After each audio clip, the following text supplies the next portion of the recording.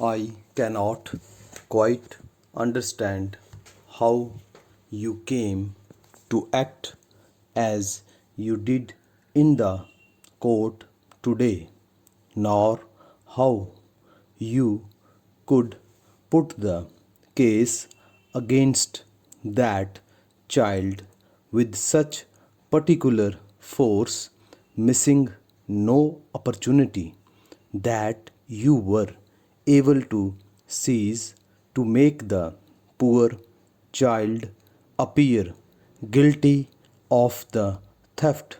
Stop. You may say that without the evidence of the gentleman whose purse was taken, and without the statements of the other gentlemen who said they saw the child put her hand into the old gentleman's pocket, there would certainly have been no case for the jury. Stop. But surely, according to the evidence of the God called by the defense, there was more than a doubt that the prisoner was the child seen by the gentleman who testified. Stop. The God told a straightforward tale, and though you tried to shake his evidence, you failed to do so, except towards the end when he admitted he saw a gold coin drop apparently from the child's hands to the ground. Stop. I think you were a little short with the God, and I was glad when the people in the court cheered his final reply. Stop.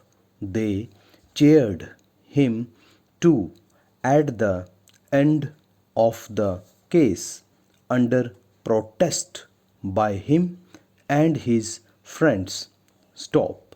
I do not believe the poor child came out of the yard as stated by one of your witnesses, and indeed I did not believe a word of that witness's evidence.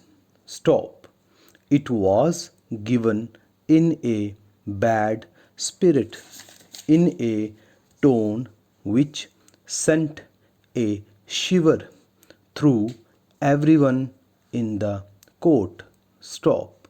I know that at least a third of his story about the school and the wonderful instruction he had received there was untrue. Stop. I know this because I went to the school myself, and you will find my name inscribed on the roll of honor hanging in the large hall. Stop. It is not wonderful, therefore, that I have a doubt of that man's word. Stop. It would be rather more wonderful if I believed his story. Stop.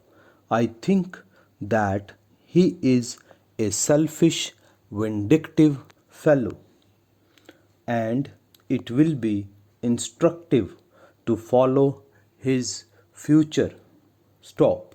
Anyway, I shall set about an appeal for the child, whom I believe to be absolutely innocent of the crime alleged against her.